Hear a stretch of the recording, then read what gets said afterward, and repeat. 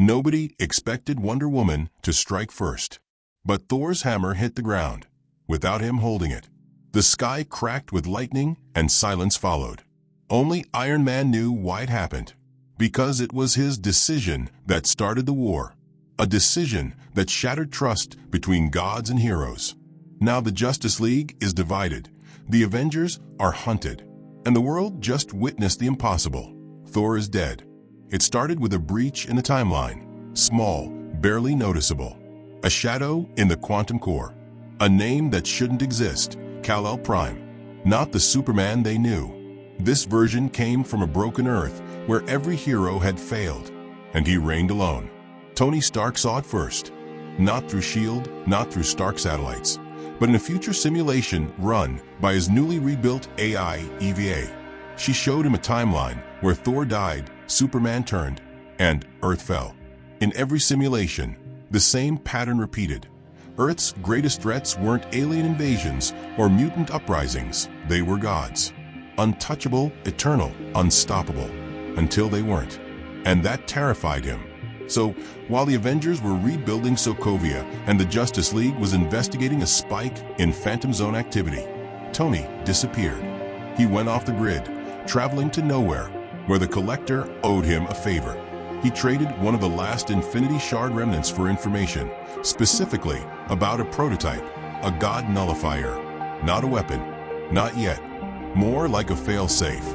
A device meant to scramble divine energy signatures, momentarily grounding celestial beings, removing their god mode, as Tony liked to say. The device wasn't complete, but the theory worked. He returned to Earth and sealed himself inside his lunar lab, Project Horizon. Not even Pepper knew he was up there. For 3 weeks, he tested the nullifier's range using DNA from Asgardian relics, Atlantean tech, and something he wasn't proud of, an ancient lasso filament given to him once by Diana. Without permission, he took it during a League Avengers strategy exchange, when she wasn't looking. Tony justified it like he always did. If I don't do this, no one else will. Then came the opportunity. A rogue minor god, Kvasir, once an ally of Odin, resurfaced in Brazil, demanding worship from the locals, turning rivers into wine and skies into fire. Thor wanted to handle it with honor, but Tony saw a test subject. He intercepted the mission. Before Thor could intervene, Iron Man arrived, fired the nullifier at Kvasir, and recorded every second of the effects. It worked. Kvasir's power unraveled instantly. Not permanently, but enough for capture. That's when the first ripple hit. The Bifrost opened, unexpectedly. Thor descended in full fury. Not because Tony stopped Kvasir, but because of how. He recognized the energy signature instantly. That is not your science, Stark, Thor growled. That is stolen divinity. You dare tamper with forces you don't understand. Tony, as always, deflected with arrogance. I understand more than you think. This isn't about power. It's about safety. One day you might turn, Thor. You or Diana or Clark. And when that day comes, I need to be ready. Thor looked at him like a disappointed father. And what if you are the one who turns? Then he vanished. No fight, no storm, just silence. But that silence spread faster than any bolt of lightning. Within hours, whispers began circulating. Wakanda pulled back its Avengers operatives. Aquaman demanded an explanation from the UN. Superman reached out directly to Tony, but was ghosted. And Wonder Woman? She didn't say a word. She just watched, waiting. 2 days later, Thor officially withdrew from the Avengers Council. He severed ties with Stark Tech, and Asgard issued a formal warning. Any interference with divine energy will be considered an act of war. Tony still didn't stop. If anything, he doubled down. He installed nullifier backups into Avengers satellites and began integrating it into Sentry-class drones, all under the codename Failsafe Protocol 47. Steve Rogers found out, and for the first time in years, he threatened to walk. You're playing God, Tony. No, Tony said, without blinking. I'm caging them. That's when things spiraled. A file leaked, nobody knew from where, but it hit the League's archives hard. Blueprints, test logs, energy readouts. Everything. Wonder Woman saw it. And that's when she realized Tony had used her lasso, her gift, her truth, to build a weapon. It felt like betrayal, not just of trust, but of alliance, of everything they'd built between the worlds. The Justice League called an emergency session. Superman voted for diplomacy. Batman abstained. Diana walked out because she knew where Thor was, and she knew what this would cost. The sky over Norway darkened, but there were no clouds, no thunder, just dread. Thor stood atop the edge of an old mountain cliff, facing the sea, Mjolnir resting at his side. His cape moved slightly in the wind, but his mind was still. He had read the files, not the League's version, not the Avengers debrief, but the raw code, unfiltered Stark logs. He wasn't just angry, he was ashamed. Ashamed that he hadn't seen it sooner. The nullifier wasn't a theory anymore. Stark had embedded it into Earth's orbital grid. Every satellite above them had eyes, and now fangs. They didn't call it a weapon, they called it a containment system. But to a god, it was something far worse, leash protocol. Thor's fingers clenched around Mjolnir, not because he feared Iron Man, but because he finally understood him. Stark didn't fear enemies, he feared uncertainty. And gods, by nature, are unpredictable. He was done talking. Thor summoned the Bifrost and vanished. Elsewhere, Tony was speaking at a global summit in Vienna, smiling for cameras, shaking hands with leaders who only saw him as a genius savior. They didn't know the kind of war brewing in the spaces between Earth and the stars.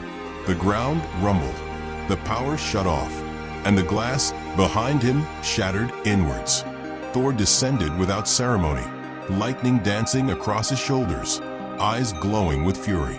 In one movement, he hurled Mjolnir through the broadcast drones, cutting the live feed, then summoned it back just as quickly.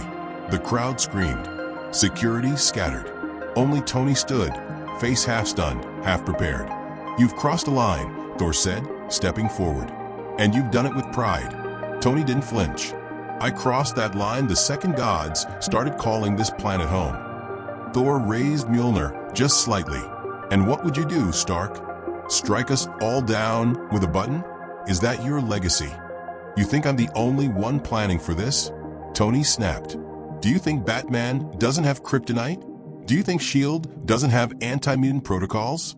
The only difference is I don't hide it. And that makes you honest. That makes me prepared." The argument was seconds from becoming something else, something fatal.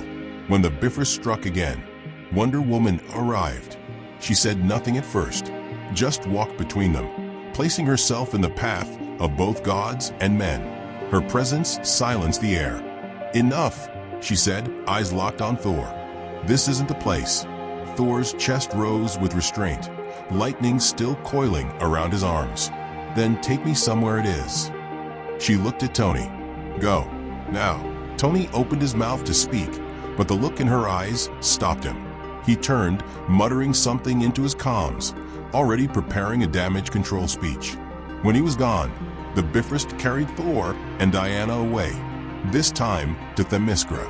Neutral ground, no satellites, no surveillance, just open skies, strong winds, and the smell of salt and steel. Thor paced along the shoreline like a storm trapped in human form. "He would cage us like animals," he said. "He thinks because he bleeds, he understands fear. But what does he know of eternity? What does he know of watching entire realms fall?" "He fears what he cannot predict," Diana replied. "That is Stark's nature." "And what of yours, Diana? You knew. You knew he was doing this. Your lasso, he used it." Her silence was answer enough. Thor turned his back to her. "I thought you above all would stand with me. I came to stop this war before it begins," she said calmly. "And if that means holding the line between gods and men, I'll do it." Thor's laugh was short and sharp. "And if it means siding with the man who would kill us all?" "He hasn't killed anyone. Not yet." "Not yet," Thor echoed. "But wait, he will. And when he does, your diplomacy will feel like chains." Diana's voice lowered. "Then help me stop him. Don't play into his hand." Thor looked out over the sea again, but this time he didn't see it. He saw his brother, struck down not by an enemy, but by a machine. He saw his father, warning him of mortal pride. He saw Earth once worthy, now afraid. He said nothing more. And when the Bifrost returned, he didn't ask her to join him. He left alone. What no one realized was that the nullifier had already begun changing him, not in power, but in essence. The God-forged weapon had touched the divine circuitry of his soul and left behind a fracture. One that widened by the hour. Small slips at first, delays and thunder, sudden migraines, a brief moment of weakness in the middle of a storm call. The All-Father's blood within him was screaming. Something was wrong, but pride kept him silent. And Tony? He wasn't sleeping.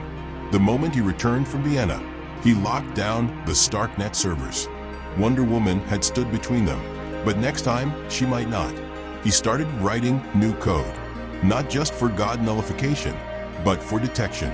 He wanted to know where every metahuman, mutant, or cosmic entity was every second of every day. Jarvis would have warned him. Steve would have stopped him. But EVA just obeyed.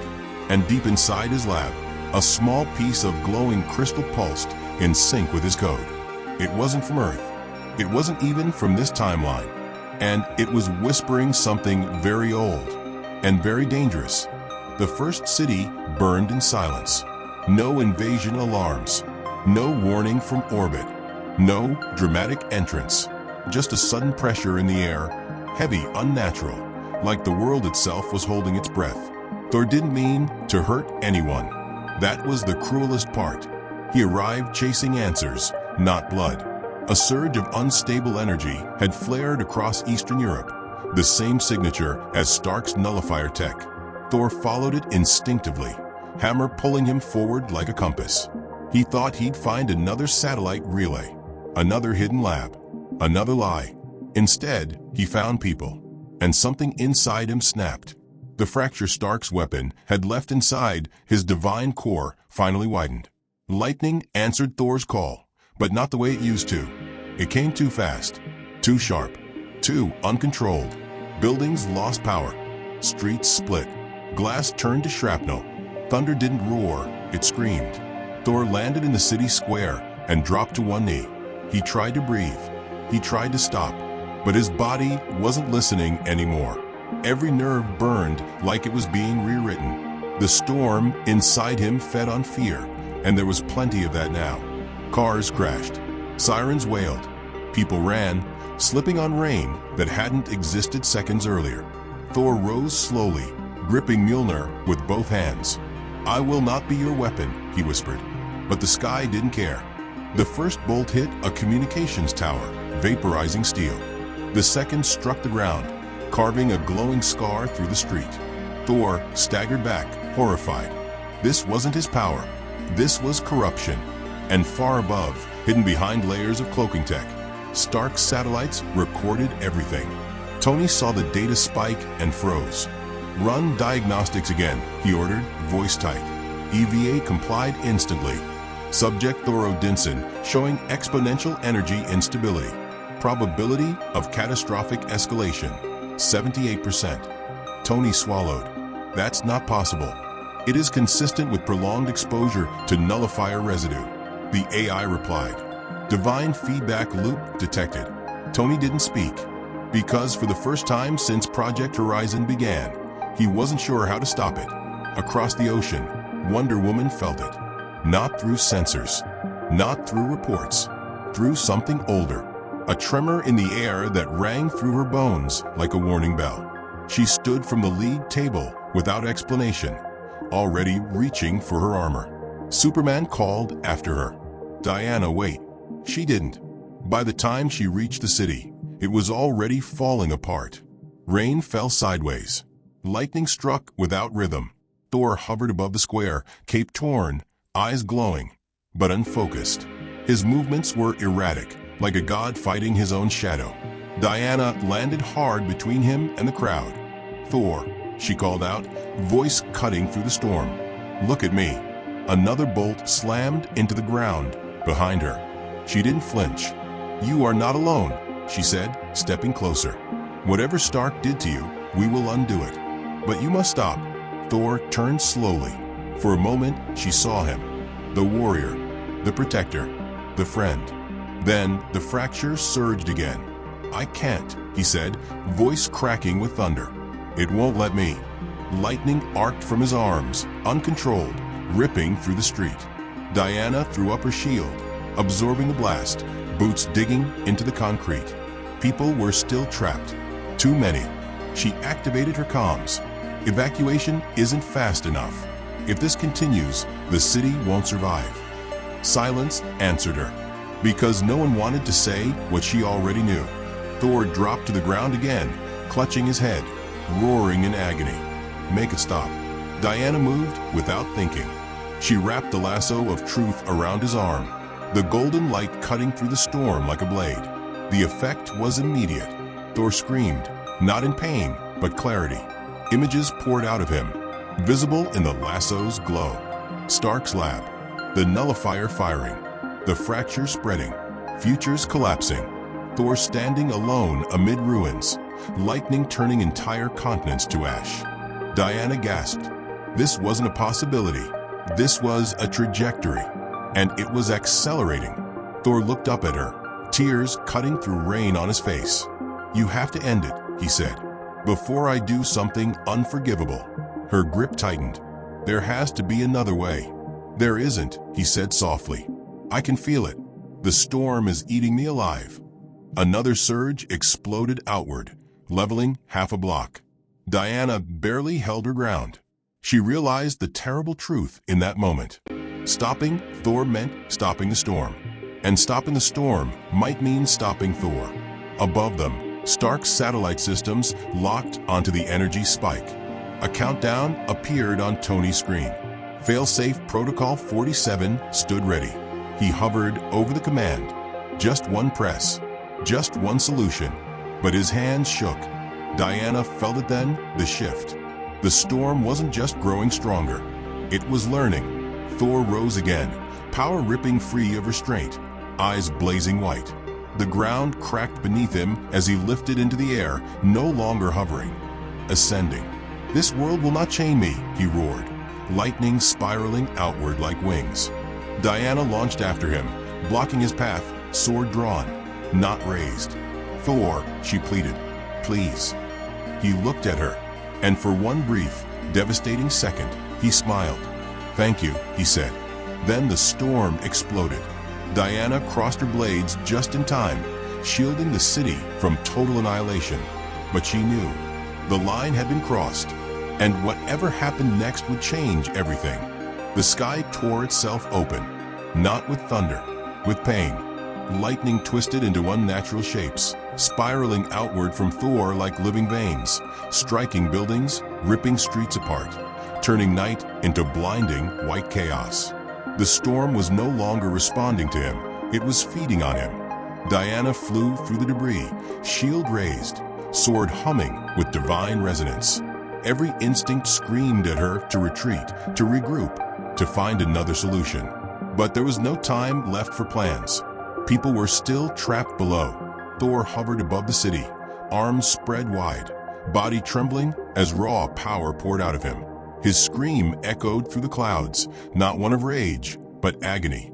"I can't hold it," he shouted, voice breaking apart with each word. "It's too much." Diana closed the distance and struck his chest with the flat of her blade, knocking him back just enough to disrupt the energy flow. Lightning burst outward violently, flinging her through the air. She slammed into the side of a tower, shattered concrete raining down behind her. She recovered instantly, pushing off, blood running from a cut above her eye.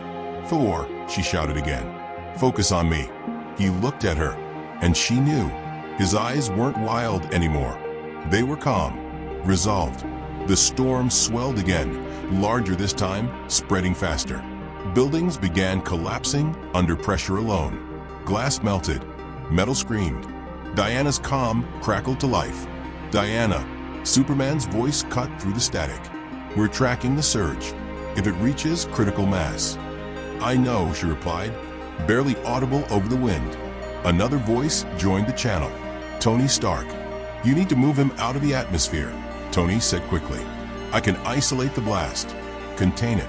Diana turned midair, fury flashing across her face. You already did this to him. Silence. Then quieter. I didn't know it would cascade like this. Thor heard Stark's voice too. He laughed. Not cruelly, bitterly. So this is your solution? Thor called out. Send me away like faulty machinery?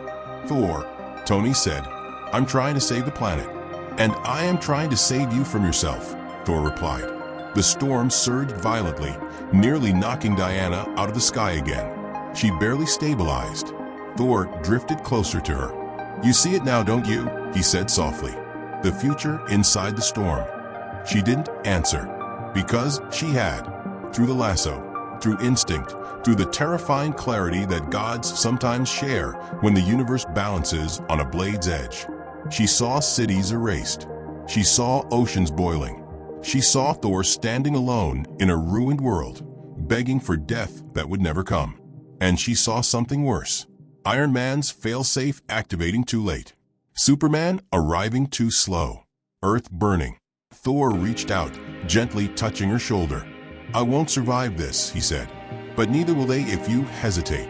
Her heart pounded, so hard it hurt. There has to be another way, she whispered, though the words felt hollow. There isn't, Thor said. Not anymore. The storm spiked again, this time fracturing space itself. The air folded inward. Gravity twisted. People below were lifted off the ground, screaming as debris spiraled upward. Diana drew her sword fully.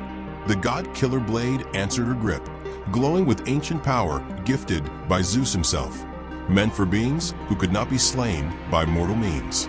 She had sworn never to use it on a friend. Thor looked at the blade and smiled sadly. Do it quickly, he said, before I lose myself again. Her hands trembled. Forgive me, she said. For what? He asked gently. For saving the world. Lightning exploded outward again, uncontrolled, ripping through the clouds. Diana acted on instinct alone. She closed the distance in a heartbeat, flying through the storm, pain tearing through her armor as divine energy scorched her skin. Thor didn't raise Mjolnir. He didn't defend himself. He simply opened his arms. The blade pierced his chest. There was no scream, no thunder, just silence. The storm collapsed instantly, lightning snapping back inward like a dying star. The sky cleared in seconds, rain evaporating midair. The unnatural pressure vanished. Thor's body went limp. Diana held him as they fell, landing hard in the ruined square below. The impact cracked the ground beneath them, but she didn't let go. She knelt there, cradling him, blood soaking her armor. Thor looked up at her one last time. You did well, he whispered. Then his eyes closed. Mjolnir hit the ground beside them and did not move. Across the planet, every god felt it. In Asgard, the sky darkened without warning. In Wakanda, the vibranium sensors screamed. In the watchtower, alarms blared. Superman froze mid-flight. Captain America dropped his shield. Iron Man stared at his screen as Thor's life sign flatlined. No, Tony whispered. The city below was saved. But the world had changed forever. People emerged from hiding, staring in disbelief at the scene before them. A goddess kneeling over a fallen god, sword dripping with divine blood. Cameras appeared. Whispers spread. The headlines wrote themselves. Wonder Woman rose slowly, face unreadable, eyes hollow. She looked once more at Thor, then at the sky. And far above, hidden in orbit, Stark's fail-safe systems powered down. Too late. Asgard fell silent. Not in rage, not in mourning, in disbelief. When Heimdall confirmed the death of Thor Odinson, son of Odin, slayer of serpents, defender of earth, the golden halls dimmed. The Bifrost shut down. The All-Mother wept, and the warriors of Valhalla stood still. The gods do not mourn like mortals. They remember, they punish, and they wait. Back on Earth, Diana was summoned before both the Justice League and the United Nations. They called it a debrief, but everyone knew it was a trial without a sentence. Superman stood beside her. Batman remained in the shadows. Captain America said nothing at all. Tony didn't show. He sent a message, then cut communications. No one forgave her. Not really. They understood. But understanding isn't forgiveness. And Diana didn't ask for it. She disappeared for a week. No one knew where, until Mjolnir moved. It didn't rise into the air. It simply shifted, just enough to tremble against the ground, like something ancient had stirred. No one touched it, not even Diana, but it didn't stop shaking. Then came the message from Asgard. Earth was no longer under divine protection. The gods would no longer intervene in mortal wars.